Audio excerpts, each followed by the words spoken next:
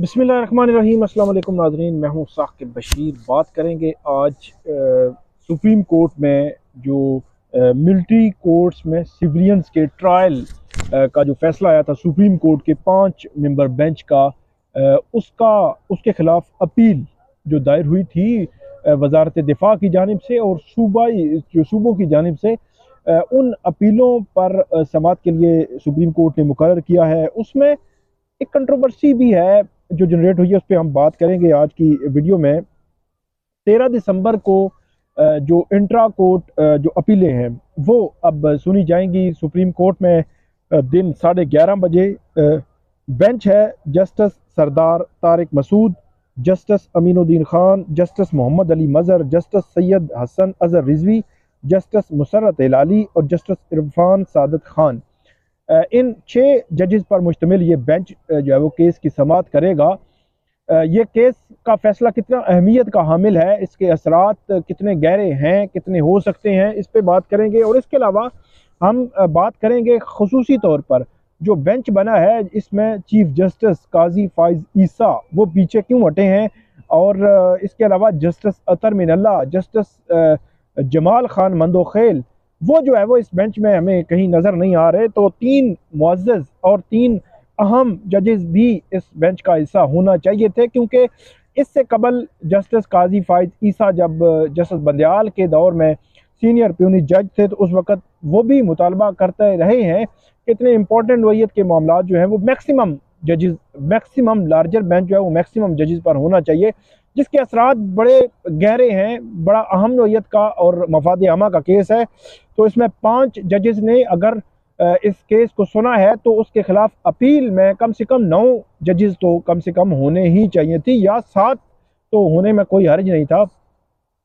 इस पर बात करेंगे। चीफ जस्टिस काजी फाइज ईसा, अच्छा ये केस जो है वो 9 मई में जो मिलिट्री इंस्टॉलेशंस पर हमले के इल्ज़ाम में 103 मुल्ज़मान को गिरफ्तार किया गया था, जो जिनके हवाले से मिलिट्री कोर्ट्स में सिविलियंस के ट्रायल के खिलाफ सुप्रीम कोर्ट में दरख्वास्तें दायर हुई थी, जिसमें उस वक़्त के चीफ जस्टिस उमर अता बंदयाल ने एक बेंच तश्कील दिया था, जिस बेंच का हिस्सा थे जस्टिस सरदार तारिक मसूद भी, चीफ जस्टिस काजी फाइज ईसा, इसके अलावा जस्टिस मंसूर अली शाह और चीफ जस्टिस उमर अता बंदयाल। ये 4 लोग भी हिस्सा थे, लेकिन 9 जो है वो 9 मेंबर बेंच था।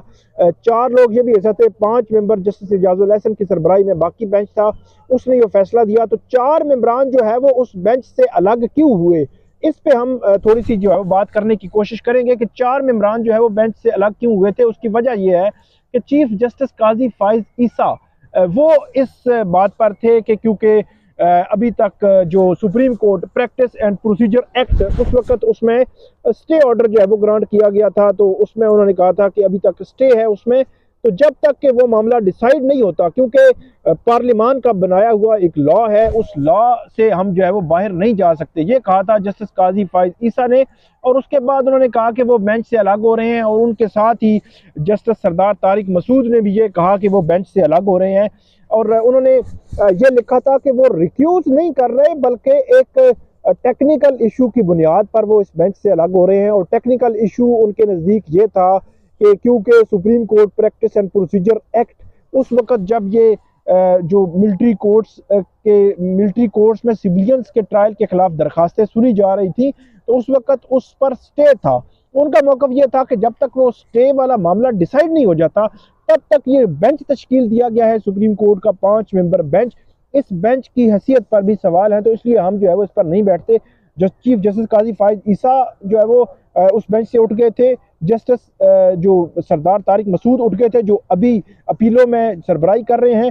जस्टिस मंसूर अली शाह ने यह पूछा था कि अगर किसी को ये एतराज़ हो तो मैं बेंच से अलग हो जाऊंगा, क्योंकि जो जवाद एस ख्वाजा हैं वो जस्टिस मंसूर अली शाह की जो फैमिली या उनके रिश्तेदार जो है वो कहीं से रिश्तेदार हैं।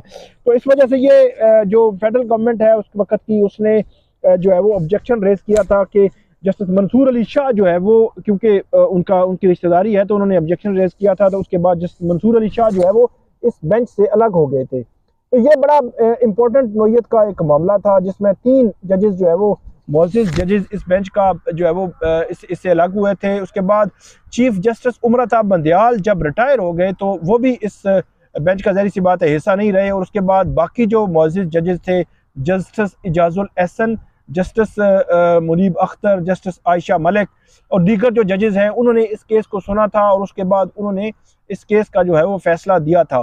तो अब जो चीफ जस्टिस काजी फाइज ईसा है वो अब इस जो है वो बड़े अहम बेंच में नहीं है। जस्टिस अतर मिनल्ला इस अहम बेंच में नहीं है। तो अब देखना ये है कि क्या ये जो बेंच है, इस केस की समाअत जो बेंच कर रहा है, ये बेंच कैसा होगा। और जस्टिस काजी फाइज ईसा वो यकीनी तौर पर बड़े इम्पोर्टेंट थे। उन्होंने अपने आप को अलग किया एक आम केस से। अब इसकी कोई रीज़न नहीं है। बताया जा रहा है कि 2015 में उन्होंने मिलिट्री कोर्ट्स के हवाले से एक राय उनकी मौजूद है तो इसलिए वो अलग हुए हैं। तो इस तरह जो जब जस्टिस काजी फाइज ईसा इस बेंच से अलग हुए थे, मिलिट्री कोर्ट्स वाले केस सुनने वाले बेंच से अलग हुए थे, तो उस वक्त ऐसी कोई राय उन्होंने नहीं दी थी कि 2015 के वो बेंच में शामिल थे, बल्कि उन्होंने उस बेंच से अलग होते हुए सिर्फ उसकी जो रीज़न दी थी वो supreme court practice and procedure act दिया था।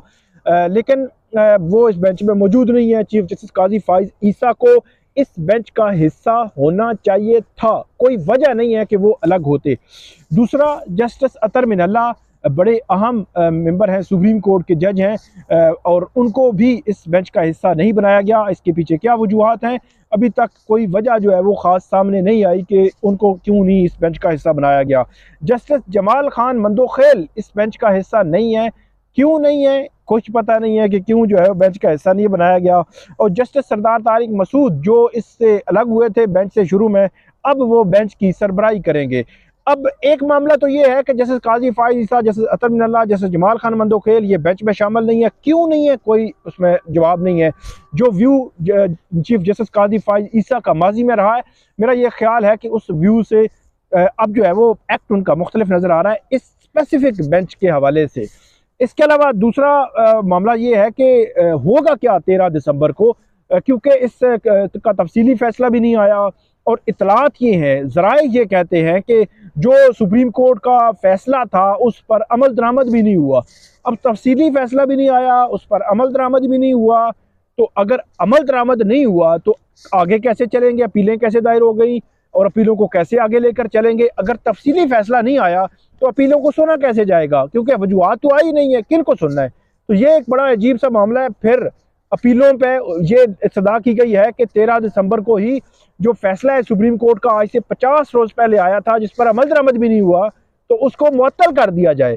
तो ये एक अजीब सी मतलब खिचड़ी है। तफसीली फैसला नहीं आया, अमल दरामद नहीं होया और मुअत्तल कर दें, ये कैसे होगा। ये बड़ा एक अहम मरला है। पहली बात तो ये है कि चीफ जस्टिस काजी फाइज ईसा, जस्टिस अतर मिनल्ला, जस्टिस जमाल खान मंदोखेल भी इस बेंच का हिस्सा होते। मफाद अमा का बहुत बड़ा इशू है तो ज़्यादा बेहतर था। और दूसरा मामला ये है कि अब उसमें स्टे कैसे ग्रांट कर सकते हैं जब अमल भी नहीं हुआ और तफसीली फैसला भी नहीं आया, और अपीलें कैसे आगे बढ़ेंगी। तो देखते हैं इसमें फर्दर अब क्या होता है। जो अपडेट होगी वो हम आपके साथ शेयर करेंगे। आप हमें फीडबैक जरूर दीजिएगा। अल्लाह हाफिज़।